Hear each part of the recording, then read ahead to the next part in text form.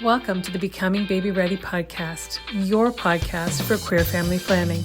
My name is Sam, and throughout this podcast, you'll hear me have conversations with professionals who work alongside people who want to start and grow their families, as well as parents of intentionally created families. Everyone I speak to identifies as being part of the 2S LGBTQIA+ community. This is your opportunity to learn answers to questions you didn't even know you had.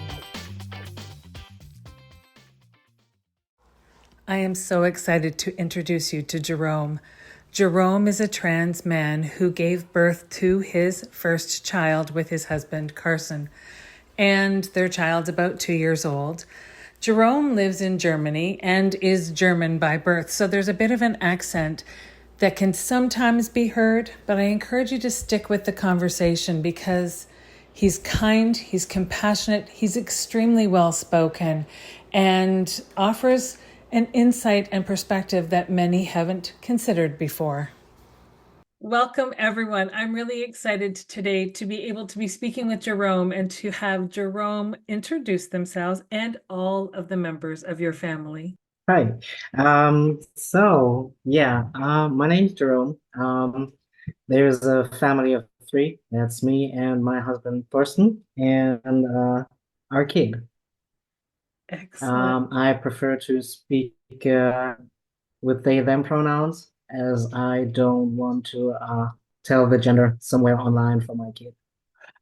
And I fully respect that. So no concerns whatsoever. So we'll just, we'll say you have a child. How old is your child? They're gonna turn 2 in August. Wow. So they're busy and keeping you on Yes. your toes, right? Yes. Full on discovery mode. Maybe not quite I'll do this myself mode, but definitely discovering the world on their own terms. So stand back, let Oh, me do it. they're definitely the type of I gonna do this myself. You stand back and yeah. Yeah.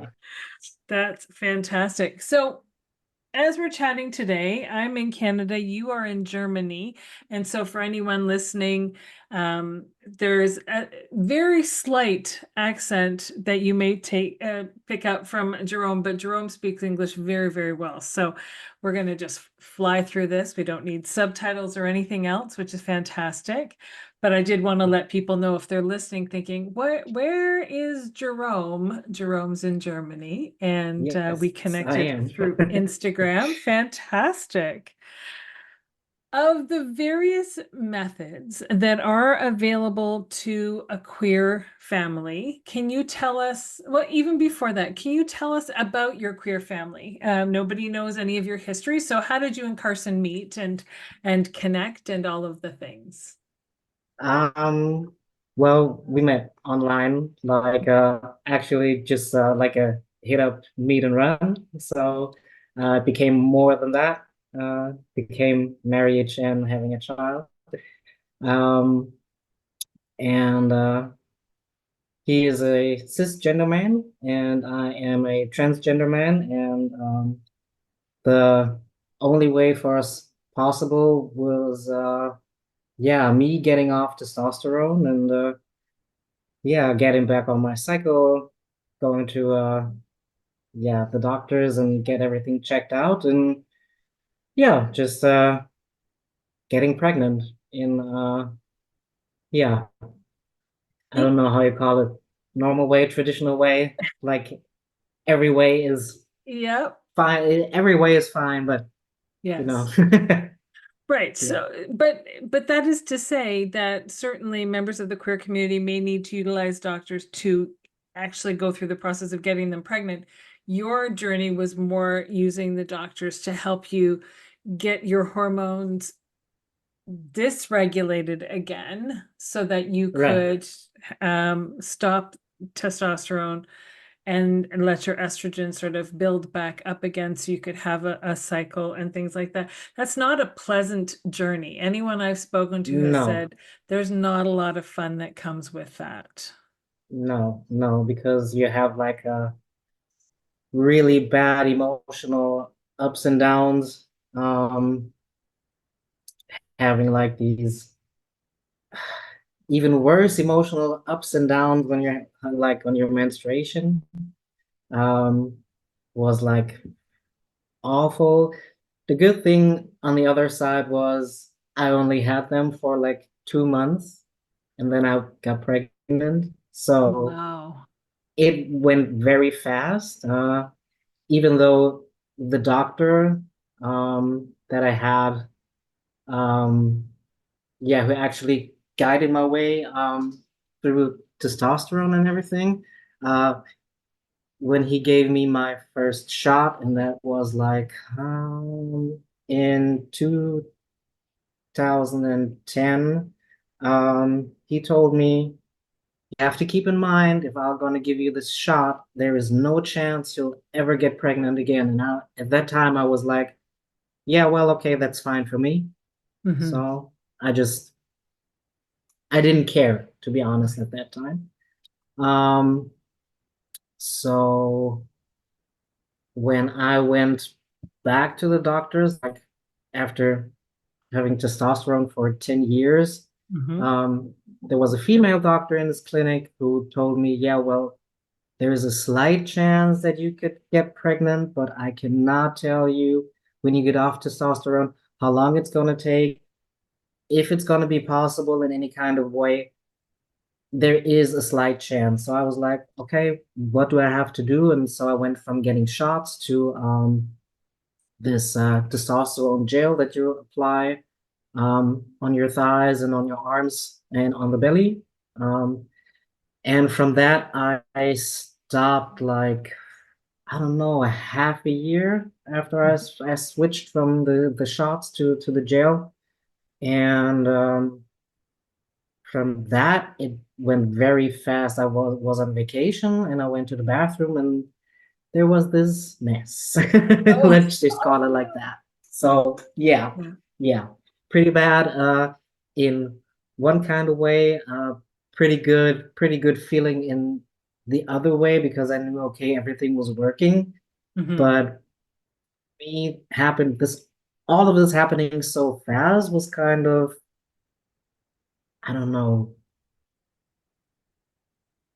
cool on one hand, but crazy on the other hand, because I had this one situation where the doctor told me, no, there's no chance. You have to keep Hmm. that in mind. And then the other doctor tells me, okay, there is a chance. And then everything is like done in a year, to be honest.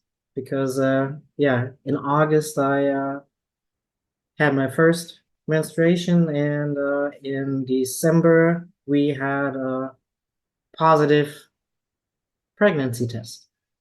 Wow. So that was fast. Yes. It, it is, as you say, it's a double-edged sword in that it's positive that your body is doing what you were hoping it would do if you had to stop the Yes. testosterone. But then there is the potential for dysphoria for the body doing what it was doing before. And how did you navigate that? Did you have someone you could talk to about your emotions and about how you're processing your feelings? And I mean, it's exciting, but I'm sure it had to be Yeah. triggering too.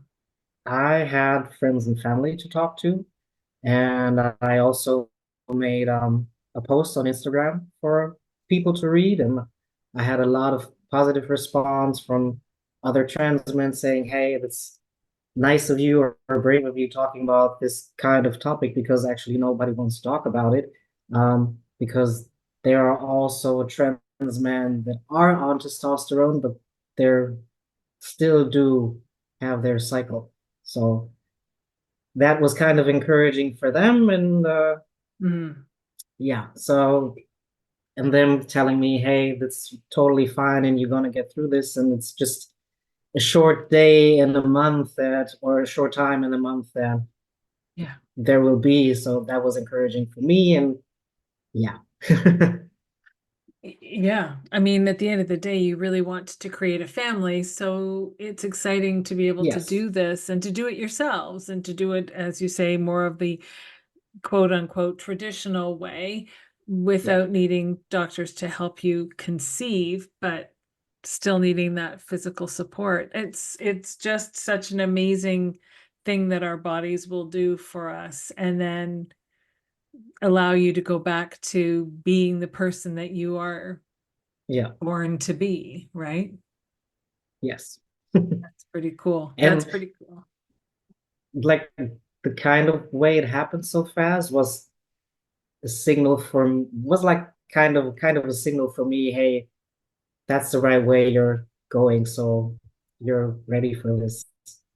So that was a nice feeling too, the Yes. whole time. Yeah. Yes. My body did it. My body did what it was meant to do for me in this Right. moment. Yes. Perfect. Yes. Now, how long after you gave birth to your child were you able to go back on tea and start that process again? Do you have to wait a period of I time or? mm, well, I asked the doctors at the hospital, and told me they weren't quite sure because they never had Right. a trans man giving birth. So they told me to go to my own doctors and ask them. And they told me, yeah, well, wait like kind of 6 weeks, Hmm. and then we can go back on testosterone. And I waited 8 weeks, and then I got just back on. Yeah. Excellent. And it kind of felt like the first shot that I got 10 years ago. It was Right. that kind of feeling. Yeah. So Wow. And so you had your first shot ever on testosterone was with your doctor. Do you still see your doctor regularly for the shots, or do you administer them yourself at home now?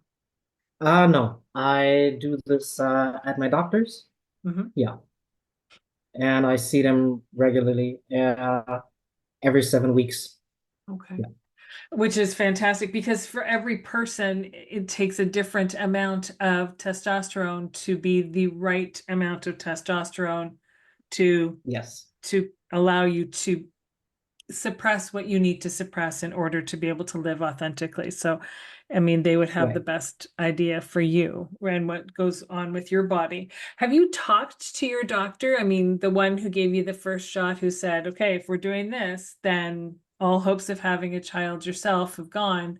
Like, were they excited for you? Were they happy to know that they were wrong? Have they been open to learning more about things? I don't think they ever found out about this because I changed the clinic to, yeah, another doctor. Hmm. Um, so I would have loved to tell the doctor, hey, you were wrong at that point. Um, yeah, but that wasn't possible. Hmm. Um, I thought about writing an email, but somehow that was just at some point out of my mind, and maybe I should do that. Like, yeah, maybe I should do Yeah. that. Well, and to be fair, I mean, the world has changed and evolved so much over the last 15 years. I mean, your first shot Yeah, was, you said, in 2010. How much have yeah, things changed since 2010, right? And people's awareness and understanding of the human body as a whole, and then trans yeah. bodies and hormones and how they impact different people's bodies and everything else. So I would hope that this doctor would hear your story and be excited that they were wrong and hopeful for being able to work alongside other people, right? Hopefully, yeah, Yeah. yeah, that would be I mean, nice. I don't know the doctor, so it's anyone's guess how they would take it, but presumably presented the right way, then it would be well received and they'd be optimistic and happy for you for what, you know, Yeah, for I having guess been they wrong. would be. Yeah, I would think. Yeah, I I would guess think. they would be happy. Yeah. Yes, yes. Hold on for just a moment. We'll be right back. You know about babyREADY because you're listening to this podcast, so you know that we are all about queer family planning and helping you have the family of your dreams. But did you know that we don't abandon you once your baby arrives? We actually offer parenting coaching as well, and that's not just for the newborn phase, although we are there for that, but it's through toddlerhood and young children, tweens, and even through the teen years. When you need someone unbiased to lend an ear so that they can hear where your struggles truly are and help you come up with a path and a plan that feels truly right for you and your individual family, don't hesitate to reach out. We are always happy to be there for you. Visit us at www.babyready.info for more information. And so you've been down this path, and I assume that it was not a path that was traditional for most people. Most people with a uterus look like someone who has a uterus. You're a trans man with a very Yes. protruding belly, I would think, at some point in the pregnancy. How did Yes. that unfold for you? I mean, you may not have done things the medical route to get pregnant, but presumably it wasn't an easy route all the way around, especially emotionally. Emotionally, it was not having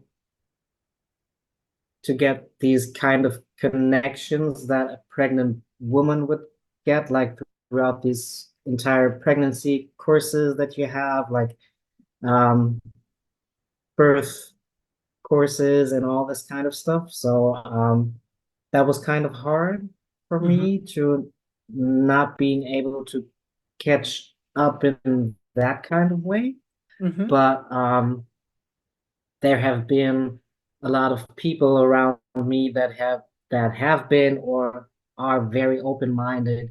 So I was able to talk about pregnancy with them because they have been very interested have been very interested in my pregnancy. Yeah. Mm-hmm. So um and there have been other people that um yeah, found out about me through Instagram, who wanted to go the same path, who reached out to me so I could chat with them, and yeah, we can have had like a yeah back and forth of information on that type. Mm-hmm. Yeah. You learn from other people and Um, then you can share it along, which feels good. right. Which was kind of hard was being out at one point, like when you were like really saw the belly sticking out and I wasn't able to walk anymore, but have like this kind of waddling. Yes. Mm-hmm. um and like I don't know, like not that I wanted like these kind of woman pregnancy privilege, this kind of I'm going on a tram and there's like a person standing up and like, oh my God, you're pregnant, here's a seat. I didn't want it to have anything like that, but Right. in some kind of way, a slight, oh, I can see you're not able to stand very well. Here's a seat. Like, Right. okay, I see you're young, but you're somehow not able to stand for what reason ever. Here's a seat. Mhm. That would have been nice. I had like two situations, but I somehow felt that these two mothers knew what was going on because they had their own children with them and they like kind of saw, okay, I know what's going on. Here's a seat, come here. So Yeah. that was nice. Yeah. And going to the gynecologist was rough, Hmm. but only the time sitting there and waiting to get into her office because she was very nice. Um, the entire time she was very yeah, very open-minded, very into yeah, great, that's working with the pregnancy and I'm full in and let's just have a look at the baby and totally caring and understanding and not this kind of, oh, you're a trans man, why do you want to get pregnant? So she just was like, you're a trans man and you're pregnant and we're gonna take care of the baby, let's go. So that was awesome. Yeah, Yes. yeah, Oh, yeah. that is good. Now, did you just happen to find this care provider, or did somebody say, oh, if you're a trans man and you want to have a baby, then this is who you probably should see. There's a website in Germany. It's Hmm. called QueerMed, and she was on that website. Um, but for another reason, she actually takes care of trans women, does breast screening. So when I first called her and was like, yeah, I have this plan, I want to get pregnant. Is there any way you can take care of me? She was like, yeah, well, I don't do new patients, so I'm sorry, I have to tell you no. Hmm.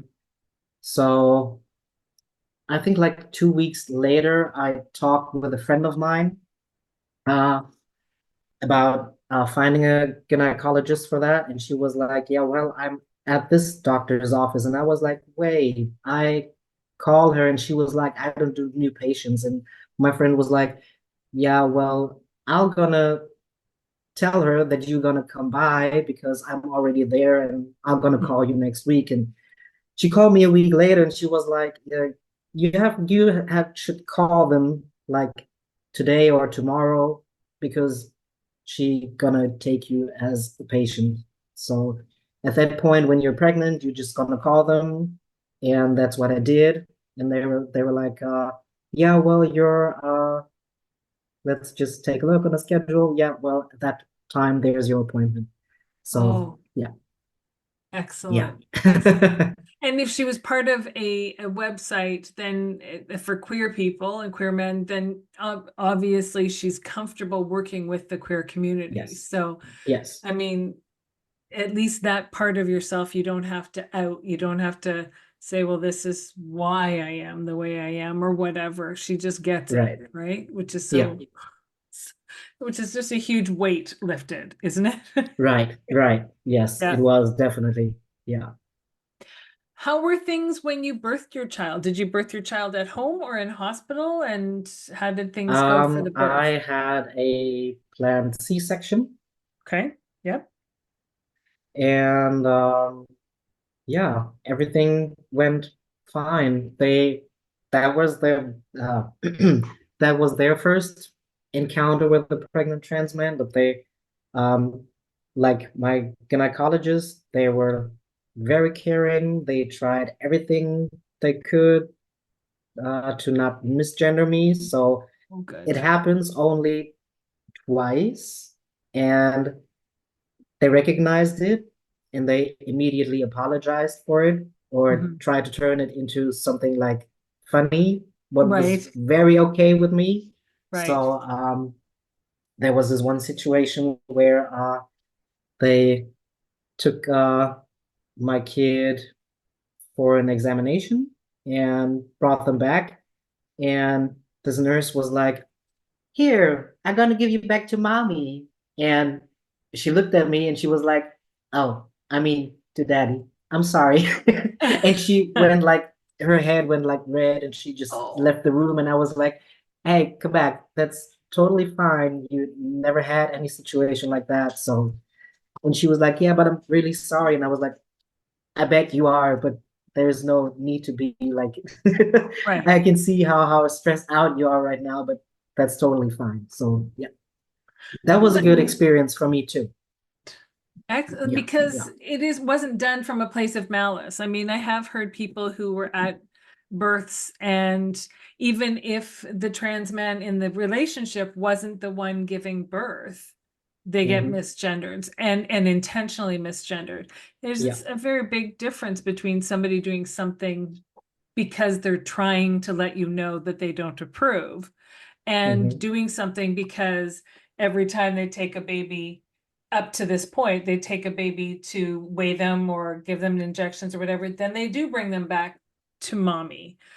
Right, So it's right. more habit than it probably was even conscious Yes. thinking, right? Yeah, yeah, Yeah. definitely.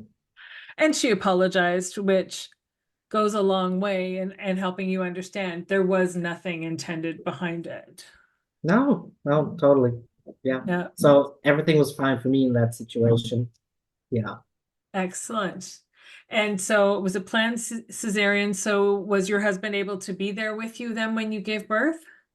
Yes, he was. He Excellent. was.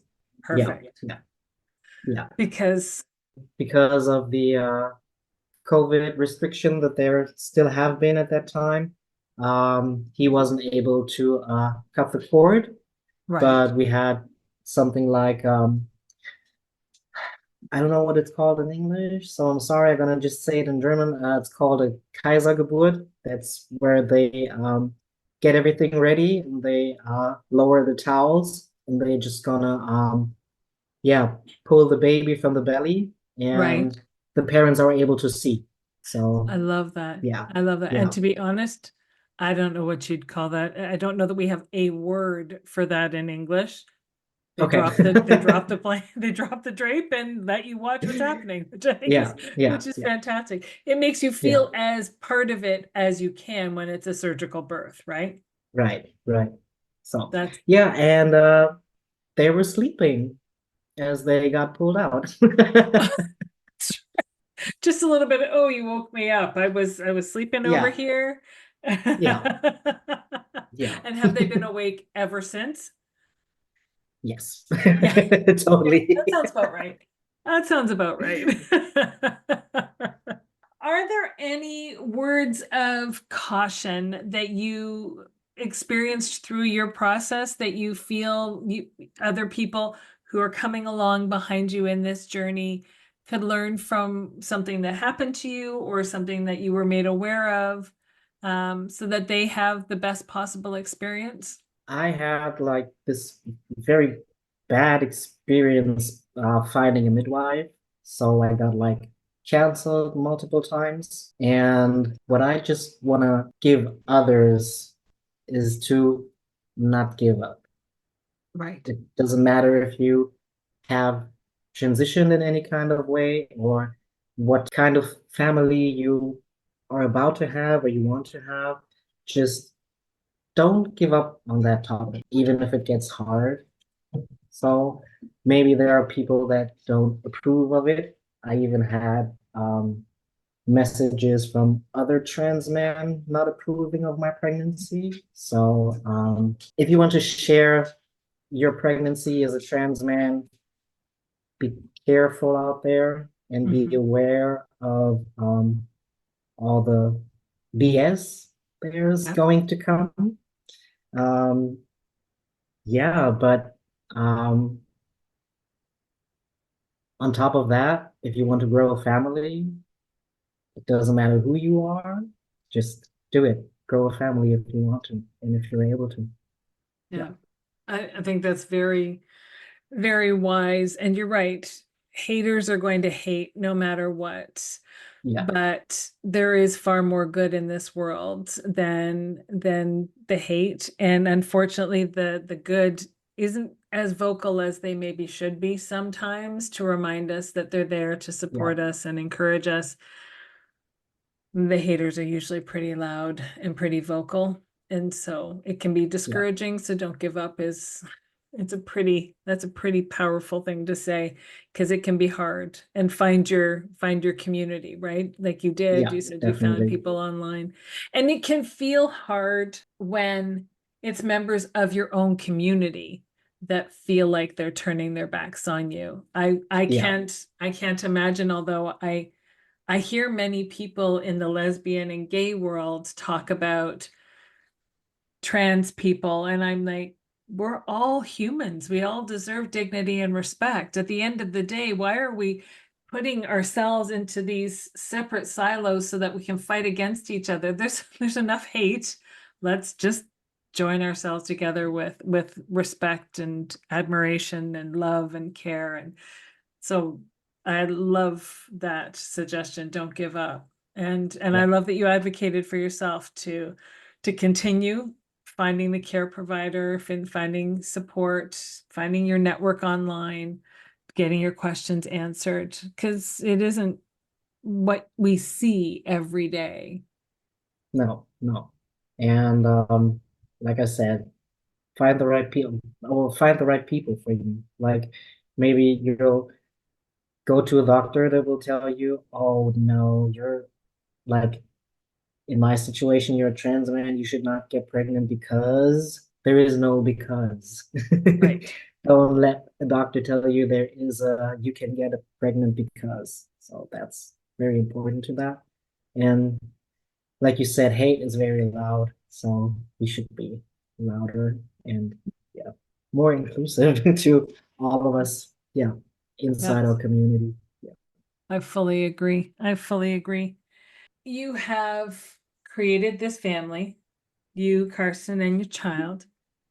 Tell me, what is your very, very favorite part of parenting? My very favorite part of parenting, actually looking around the corner in my apartment and watching them grow and develop and having these little milestones, like, I don't know, building their first blocks or something like that, and them recognizing me or the cat or the dog or my husband and just smiling and go like Dada or Papa and waving and actually everything being a parent brings with it. Yeah, definitely. Yeah, That's a everything. pretty broad list, but Yeah, okay. yeah. Even the worst parts, like you have to getting up at night, and in the first weeks, it's like very often, but you just look at them and you're like, yeah, it's worth it Yeah, just looking like that in the mirror in the morning. So yeah, yeah. yeah, I can definitely say it's everything about being a parent.